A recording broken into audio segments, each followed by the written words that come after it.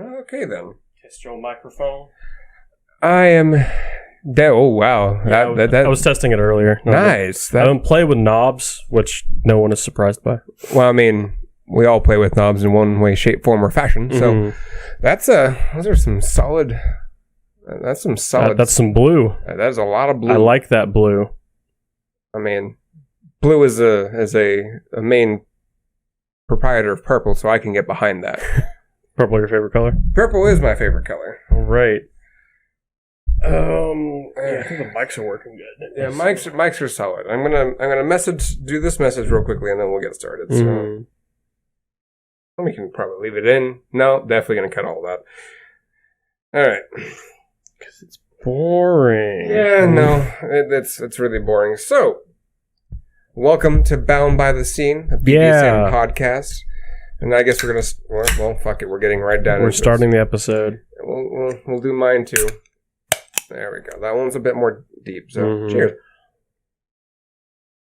All right. So just as we'll get some of the cleaning, the menial task out of the way. Thank you everybody for 1.1 thousand views. Yeah. Holy fucking shit. Yeah. No, that's a bit surreal. It wasn't even like last week that we were only at 700. And now we've hit the precipice of we're now in the thousands. I just wonder what all those bots, if they think about me as much as I think about them. I mean, we are we are shilling a lot. I mean, I have gone negative in the bank account for paying for views. Oops. Oh well.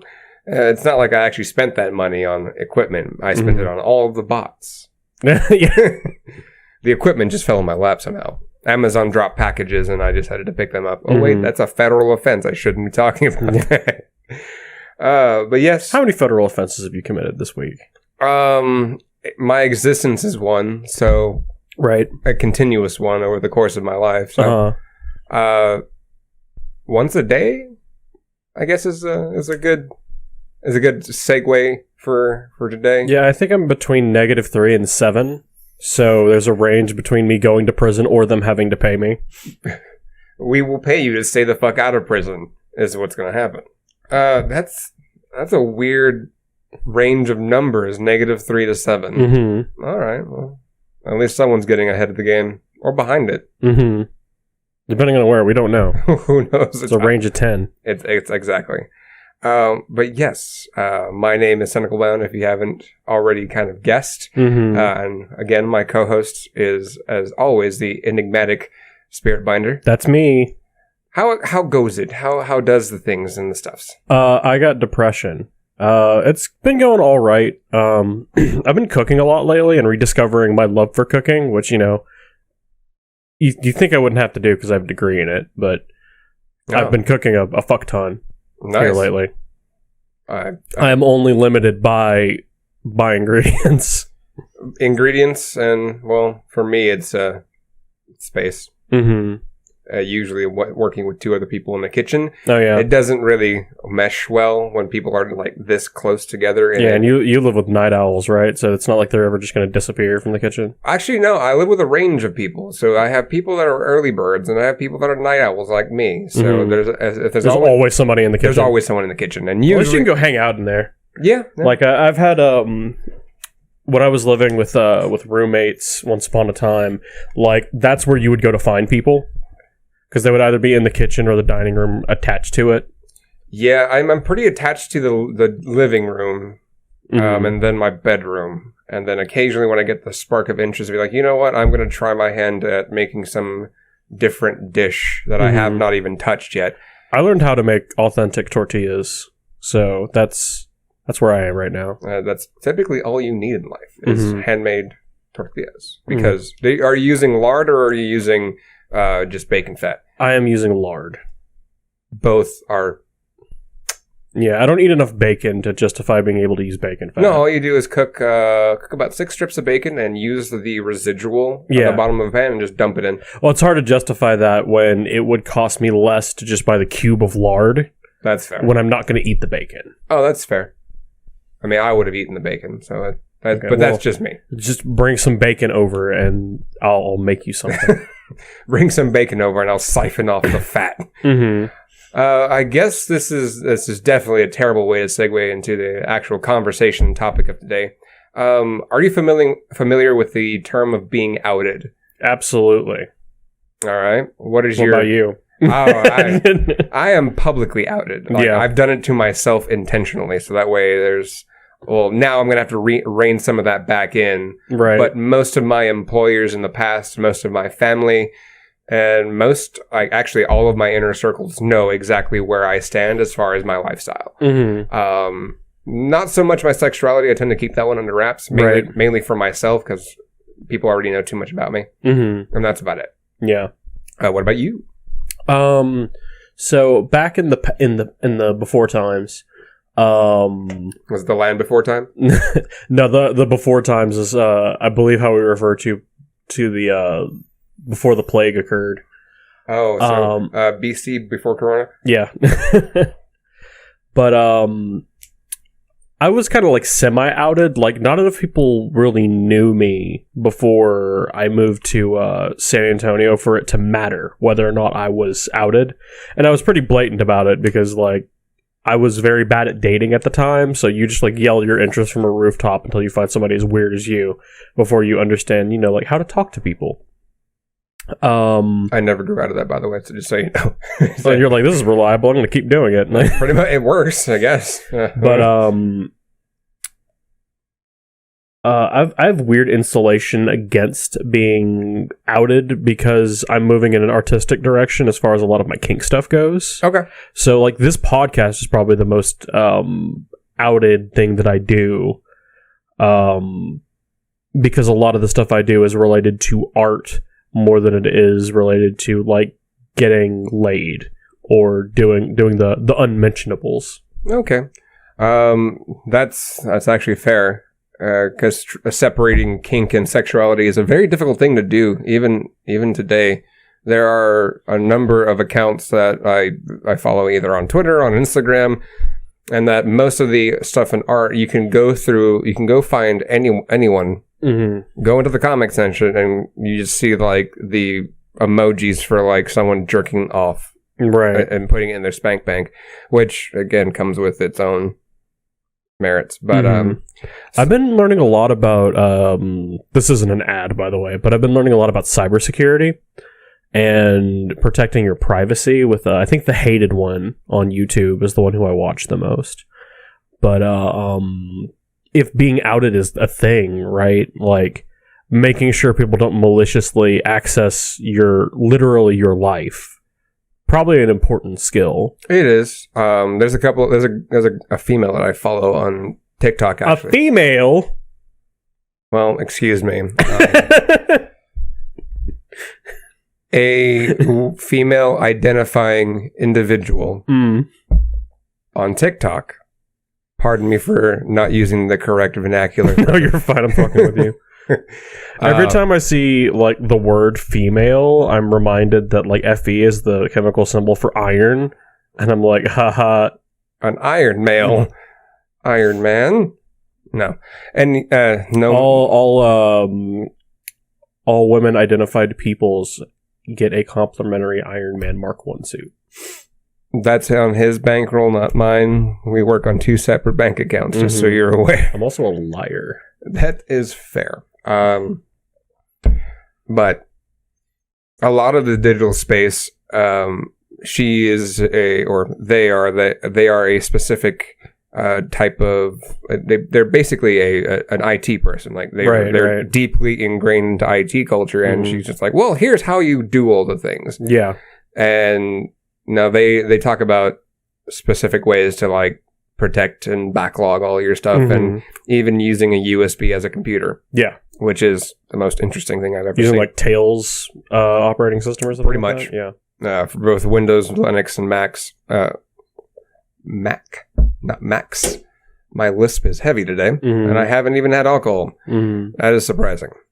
Anywho, so I think this comes into a bit of a head because we're in such a digital heavy space that all of our lives are online.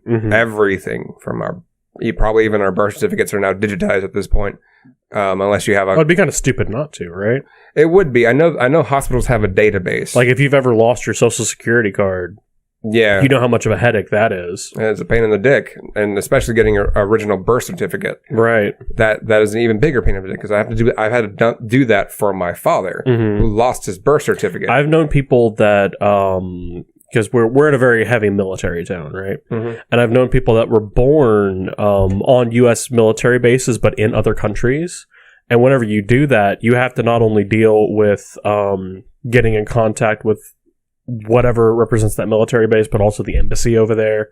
Like it's a whole rigmarole. And then if you were born off base because they couldn't get you to the on-base medical facility at the time, you have to contact that hospital, and they may have your records, they may not.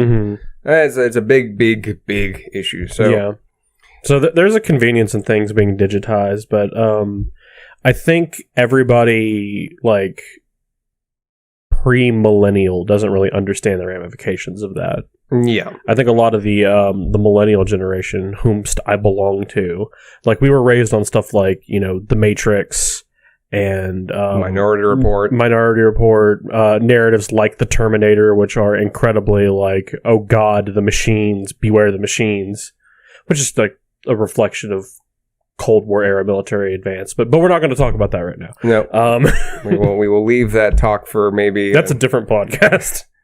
Tell us in the comments if you want us to talk about that ever. I'm not skilled enough to warrant myself to even throw my hat into that subject, but I'll try making comedy out of it. Try. So are we specifically referring to being outed in the BDSM sphere, or are we going to talk about how that relates to other spheres too? We're going to talk about how it relates to other spheres too. Because I think originally being outed as somebody of the LGBT community had a lot worse ramifications at a certain point in time. Right. And now we've attempted as a society globally to kind of change that. Yeah. I know even in Japan right now, they've passed some laws that allow people to be LGBT. How gracious. Exactly. Coming from a country that I do and personally enjoy, and do also understand that they are rather not the best people to talk about any of those things with. And a lot of this comes from like the 1960s because we've kept mentioning the gay underground leather scene. Yeah. And that was like one of the major we should get one of them on here soon. We really should. The whole scene. The entire scene. The whole them. All of them. Oh God. I don't even want to know how many there are. So many. But it's a really prevalent thing because you had a lot of people that were doing the gay leather lifestyle, people making innovations to body modification as well as making headway into kink as a way of enjoyment. And being outed in any of those spheres either got you killed or got your livelihood removed from you. Yeah, yeah. And now we've kind of, while it's not that extreme today, I'm going to preface that with an asterisk because there's some places where that's still not okay. Yeah. I want to take a step into certain subcultures beforehand before we jump into the kink sphere because there's a story that I do want to mention later on in this episode that does reflect the times that we're in. So we'll go ahead and start with like the lifestyle then and then kind of trickle in. So from the 60s all the way up into the 80s, you had being anywhere, whether you're lesbian, whether you're gay. I think even trans wasn't really even like one of those things that you kind of just talk about. It was always kind of hush hush. Yeah. Whereas where we got the term, you stayed in the closet. Right. You were in the closet. And then being one of the biggest hurdles you'd have to jump through first was being outed to your parents. If your parents found out if you were gay, if you were lesbian, or even if you thought you were you were supposed to be a different gender, those were not topics of conversation that you would have. They'd either get you kicked out of your house or you'd just be ostracized from your family in general. Right. What other subcultures have you seen that in? Where being outed is a thing. I think the gay community is probably the best. The LGBT community, is the best reflection of that. Of people losing their entire livelihoods because gender is so thoroughly steeped into our society. a lot of people apply gender logic to everything, because usually the roles that we learn from, like, generally mother and father, are where you pick up a lot of your early behaviors, and a lot of those behaviors are gender coded. Yeah. At least until we started getting to, like, the modern times. You start seeing less and less of that, but it's definitely not gone yet. I don't think it will be for another, like, 10, 20, maybe even 30 years. I think it's going to be a while. But you've got this this resistance matrix that builds of, like, what happens if you're not in your category, right? And that leaning against that often enough in everyday life can be factors that lead to you maybe accidentally outing yourself or somebody else outing you. Like, they'll see these behaviors of, like, you know, guy looks about normal, but, like, maybe his undergarments aren't necessarily what you would think. There's all these little signs that people pick up. And stuff you have to be hyper vigilant of, or you stop being able to live two lives. I think it gets to the point where, like, even the way you dress kind of dictated exactly, like, because there was always this. I think if you skim a little bit forward to, like, the just the 80s and the 90s, where metrosexuality became part of the actual conversation, where it was, like, pretty heteronormative men dressing in a fashion sense. Yeah, having basic hygiene, Basic hygiene, actually grooming themselves appropriately, hell, even plucking your fucking eyebrows, or in my case, trimming my nails, was even remotely considered gay. And in reality, it's like, well, no, it's just there's these basic levels of personal hygiene that we should all adhere to. Right. And for some reason, that was a big stoking fire in one of the conversations, I think I remember. Right. Yeah. The identity of masculinity had started to polarize as people started listening to what women actually wanted as they got more and more agency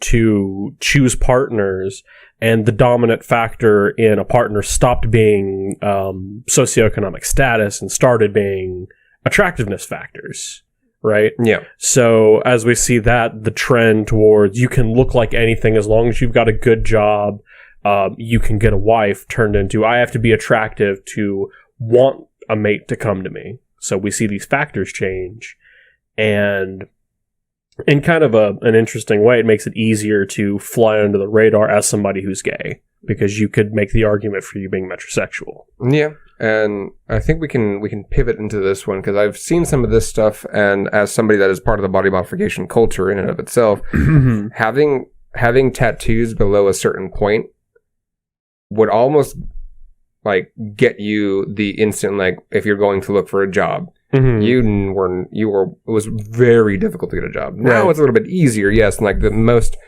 basic ones, like, okay, as most recent, like, I just got a different job, and my tattoos aren't an issue. Now, if I had tattoos above my neck, on my face, right, that's where the line starts getting a little bit blurred. It's like, that's still not a thing. But for some reason, like, the few piercings that I do have are okay, but not a tattoo of a name in cursive above my eyebrow or a teardrop or anything of the sort. Right. Although I am now debating on whether or not I want to get Hisoka's, like, trademark teardrop and then, like, diamond underneath my eyes.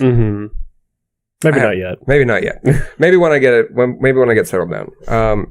And you see that permeate into a few things. Like even like the D&D culture got some of that too. Like the nerd sphere. Like, oh, you play D&D, you must be a Satanist. Oh yeah. And Satanic Panic. Yeah, that whole Satanic Panic and all that. And then you saw some of it with, like, music culture too. Like, some rock and roll was considered the devil's music. Rap was considered, like, uncouth of people to listen to, and it gave you those stamps.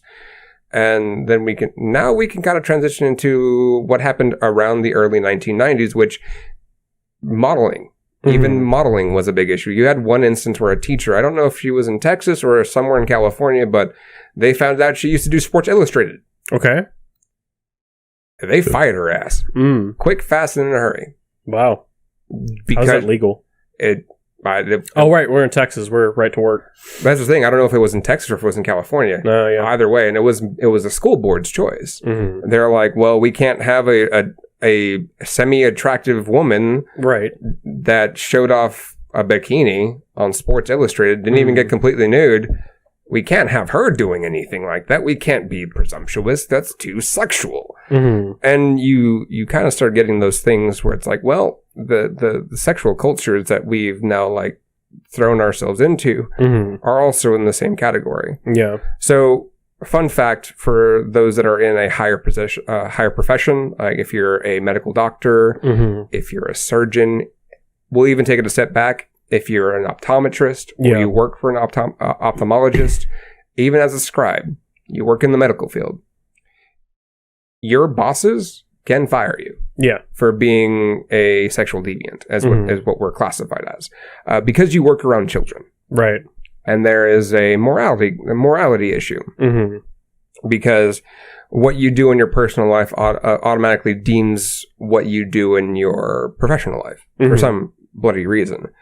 And that tails back to the whole of the teacher getting fired for her modeling gig, that she had way before she even got to being a teacher. She probably used that money that she got from Sports Illustrated to pay for her education, so she can go about doing the teacher job.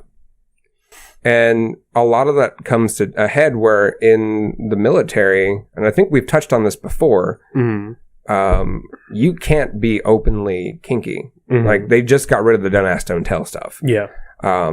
So, like, but even openly kinky shit you can't do. Like, there are places everywhere in the States and the world where they're blacklisted. Yeah. If they find you in there, if one of your commanding officers, your COs, finds you there. So that specifically relates to performance of the thing. Like, you can't have evidence of it, and you can't go to where it's performed. Exactly. And if they catch you, that is, I think the UCMJ is I think it's a court martial, which is very, very serious in military terms. And you see that in varying states of professional jobs and all that. And now, because we're such a digital-based economy, we're such a digitally-based society, what is one of the biggest things that's been coming out recently? OnlyFans? That's the biggest, the newest hot shit, where you... Which I'm kind of a pretty big advocate for, because it allows a lot of people to engage in the, what's the term? The more mild dimensions of sex work. Yeah, which I'm all for, but you have situations where people have to be like, well, I know I am attractive, and that is an asset that I'm going to use to help me get through the goddamn plague. So you see new people making OnlyFans, and getting an income for it, but now there's that footprint. Yeah, no, there's a digital footprint, and it doesn't go away, because if it's on if you put it on the internet, that's one of the rules of the internet. Once you put it on there, it's there. You can find it.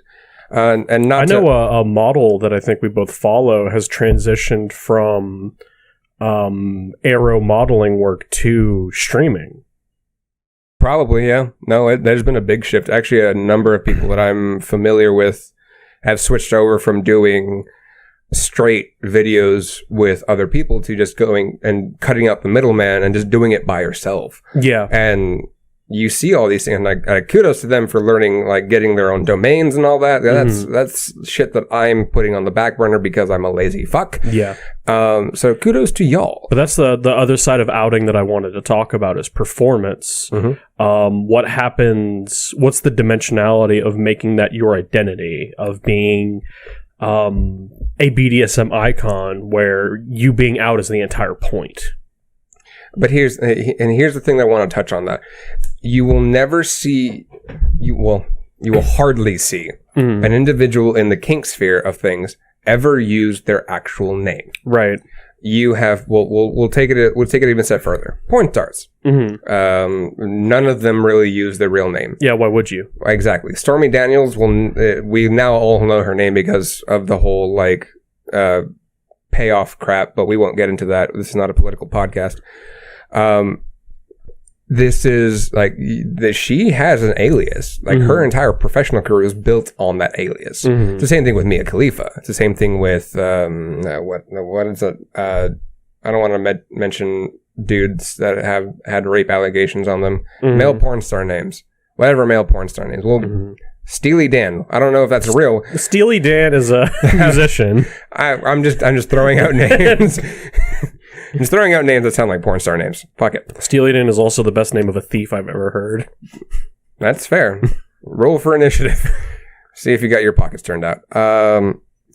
Most of us will always use an alias. Yeah. Always. And even we're using aliases. Exactly. We're using one mainly because using your given name in the kink side of things is usually considered one of those things where you may not want to do that. And there's obviously a reason. It makes you easier to track. I have this philosophy that I carry around with me is that you don't really owe anybody the truth unless, well, you never really owe it. It is something that you can freely give, and there may be consequences to not giving people the truth, and you should be aware of those. Yeah. But I don't think anyone's ever obligated to give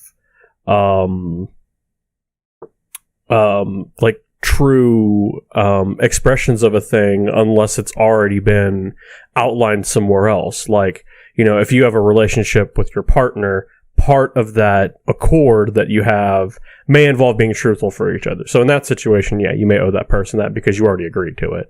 Yeah. But like, I don't owe the random Karen at Starbucks who's asking me what I do as small talk because, she wants to ignore her kids some more. Right. And you don't what I do for a living, as what I'm going to tell her is different every time because I don't fucking know her. I don't want to know her and I don't know her the truth. Exactly. And I feel like that philosophy helps a lot when you're trying to keep your life more private, like in this in the dimension of getting outed about things. Yeah. Right. And again, you don't even owe me the truth. And we're co-hosts. So I think this is coming to a little bit of a head here because I love head. I think most people do, and I like head on beer. It's great. Oh, we're not talking about that. Okay. I was talking about double hands. Okay, that's fair. And a lot of this is going to a point where it's like these aliases that we use become our identity, even if we've outed ourselves to whoever and whatever. The reason I did it for my personal self before I started making certain transitions in professionalism was because I didn't want to have somebody try blackmailing me for it. Right. Which is one of the biggest things. Then I got into the medical field. Right. Then I became an optician. I became a scribe, and I worked for an ophthalmologist or an optometrist, whichever one I can't fucking remember. Eye man. An eye man. Well, I woman. I worked for a couple, and I had to keep that shit hush hush because obviously I worked around children, and if that came out, I would have been fired instantly. Yeah, and that was to keep myself safe. Right. Now, going forward, I've done many more jobs where I've had to keep it quiet, and if someone found any one of my profiles on anything, except for Facebook, because that one's rather tame, I would be done. Like. There's no coming back from that as far as I am concerned. It's either I lose the job or I keep the job at this point. And that's becoming a bit more relevant at the times because now most people can't really get a job. Right. It's a lot more difficult and the hiring level has been a little bit raised. So this brings me to a story that Unilad did and a couple of other places did. I think La Bible. Is that how it's pronounced? I have no clue. I don't even know what you're talking about. There are certain news outlets, and there's this one going around where I think we spoke about this as well, where someone's getting paid 6 figures for being the dog girl thing. The dog girl thing, yeah. When I've read that, I thought it was like the Holo Live girl.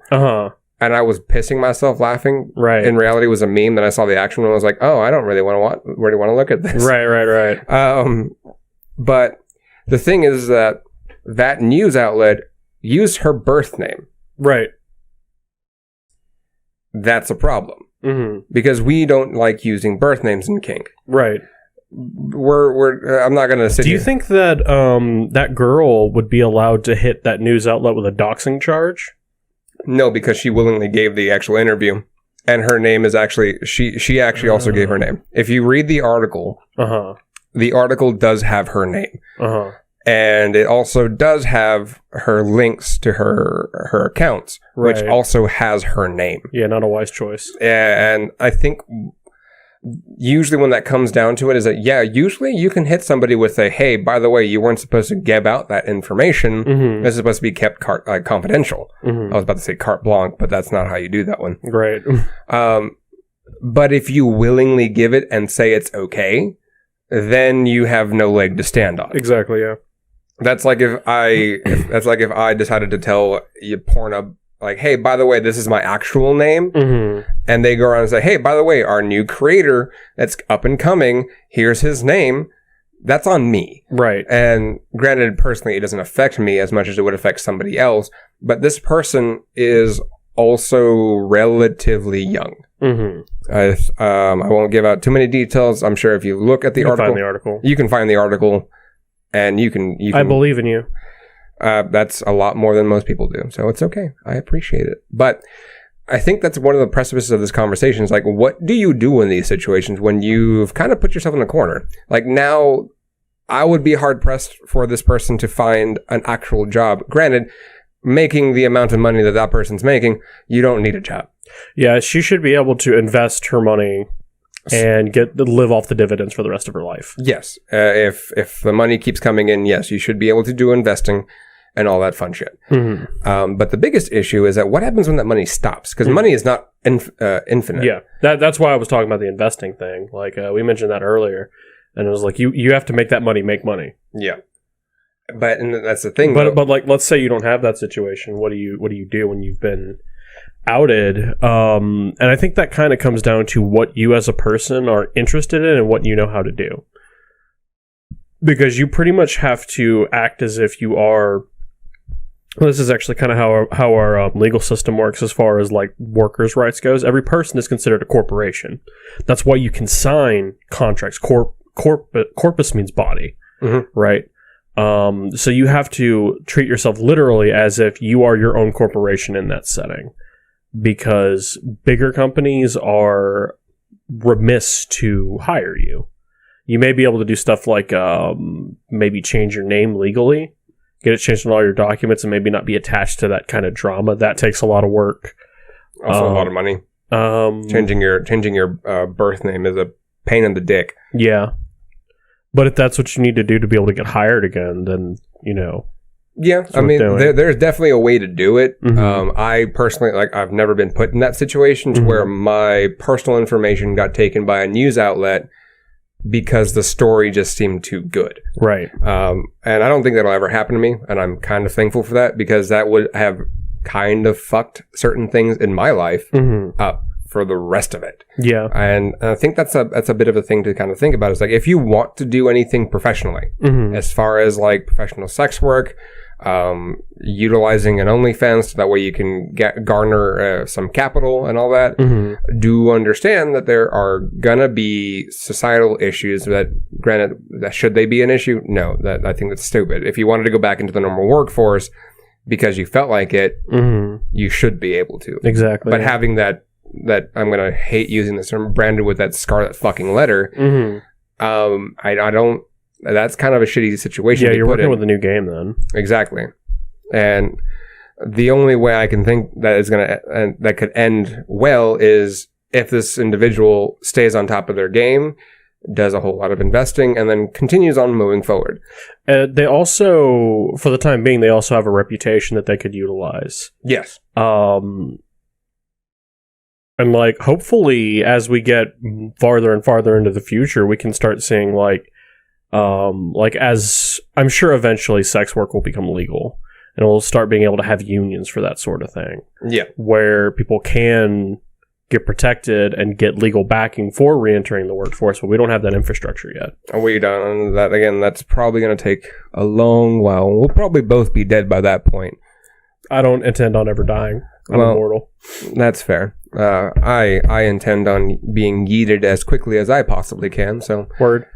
as long as my stuff remains online, it'll be ever immortalized that way. Mm-hmm.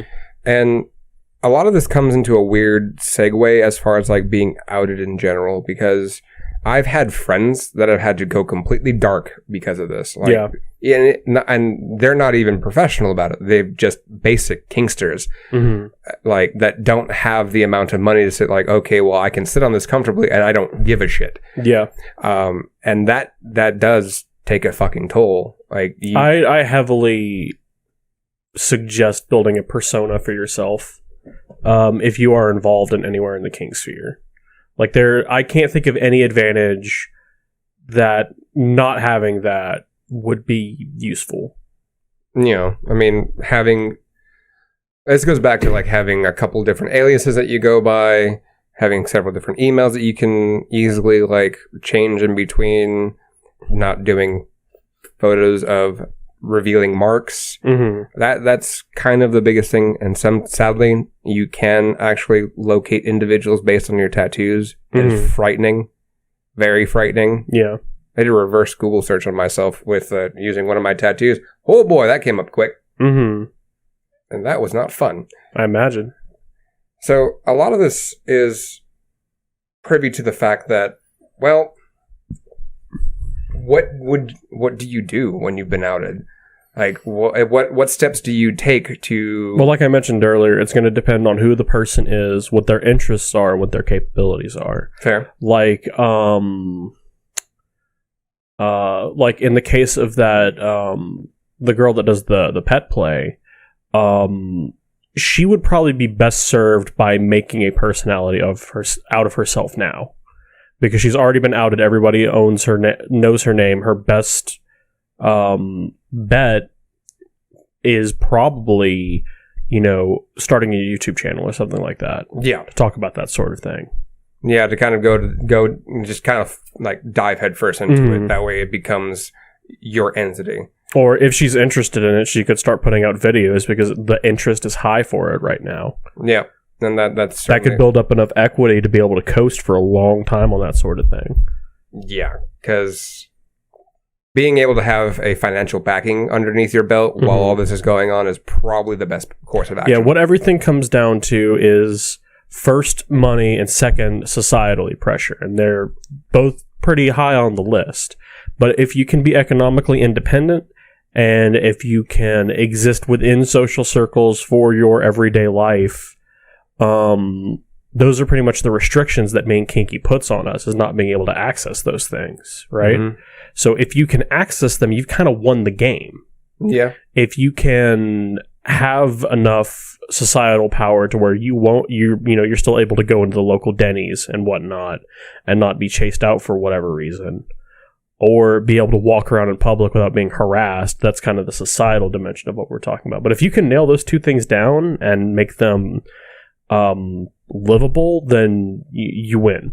You get to be kinky. You get to exist in this space.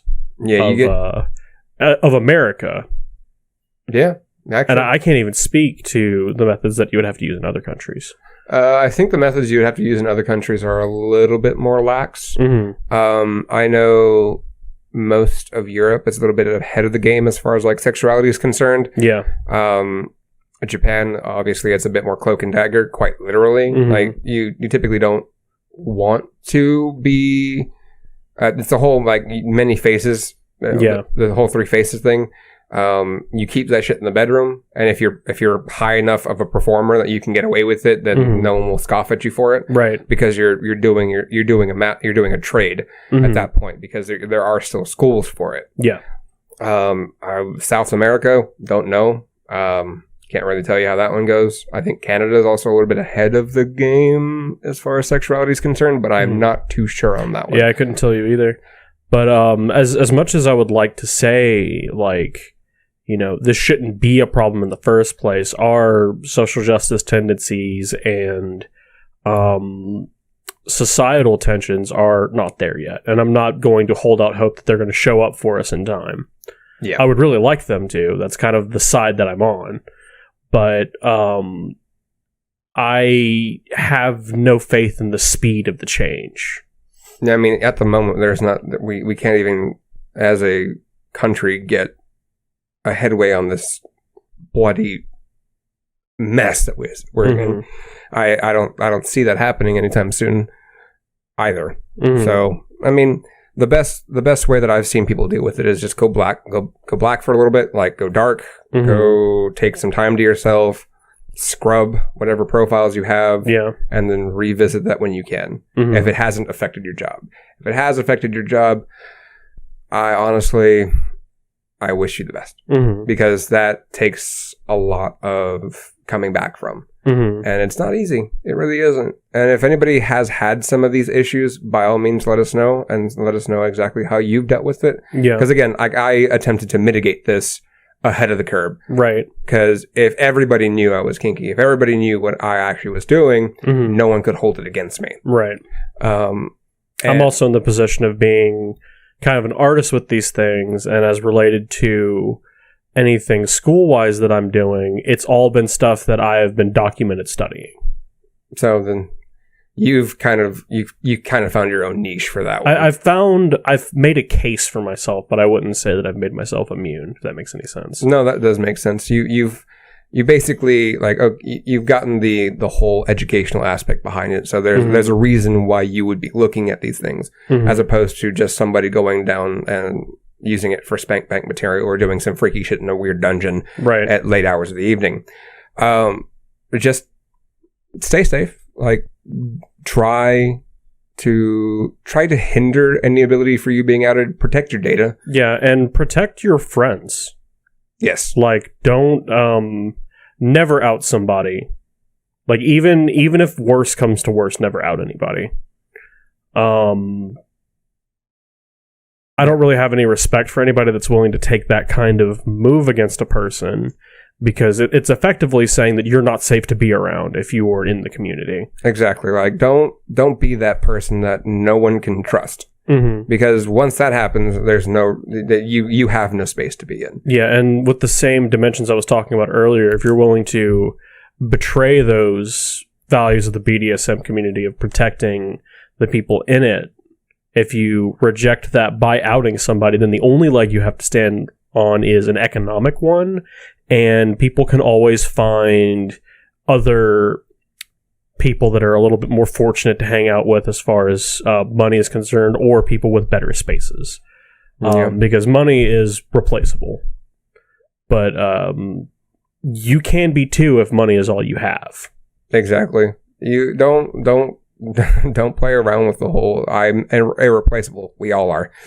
You can. And I've seen it as soon as somebody says somebody's birth name, that's a specific fire that you do not want lit into your ass. It is not a thing you want to see unless you like watching dumpster fires.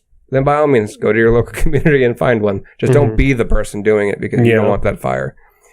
I think that's about it for today's topic, because we've covered a lot of it, and being outed is a very interesting topic that I don't really see a lot being discussed. I've seen some people recently being like, "Hey, I gotta go dark for a while. I'll be back if I can. If not, I hope you guys are okay." And then the whole news thing kept coming into my feed, and I was like, "This is getting serious." Especially now that everybody has a lot more time to be doing a lot more things online. So a lot more people have time to search people up. And if you're halfway decent with anything, just cover your ass. That's all we want. Cover your ass, stay safe. And for the new people out there, again, try your best, especially if you're young. Try your best to not utilize your face a lot of the time. I know it's tempting. Yeah. I know it really is, especially if you took a really hot selfie with some dick in your mouth or any other orifice that's being used, or you have a really wonderful caning session that you just did, or a really wonderful rope shoot you just did. Keep your face out of it. Keep your face out of it. Unless you're, and obviously you don't have to listen to what I'm telling you, but if you are planning on going 100% into the sex work angle, go for it. But if you're not committing to that, then the pictures you are taking are only a liability. Like, you can look back on them, but what's to say your ex doesn't get pissed and leak them? Like, yeah, and that's a topic we didn't even touch on. Oof, the whole revenge porn shit. Mhm. God damn it. Yeah, I think we need to do an identity security episode. Yeah, I think so too, and I think that will be The next times? I think the next time. Or did you want to talk about history next time? We can do either. I think we'll do identity security, and then we'll brush up on history, because kink history is a really interesting rabbit hole to go down. Mm-hmm. It's fun. It's exciting. And it's a weird what different people's ideas of what like determined kink history is. Yeah. So we'll go ahead and touch on that. So at the moment, that's all we have to say. Yeah. Do like, follow, subscribe on all platforms on YouTube and Pornhub. Mm-hmm. The link will be pornhub.com/boundbythescene. YouTube at the same. Again, thank you for those that have stuck around and watched the entire thing. I see you. Even if you haven't subscribed yet, please do. It does make my heart go pitter-patter and doki doki when you do that. But if there's nothing else, Auf Wiedersehen, au revoir, Jeanne. We'll catch you later. Peace.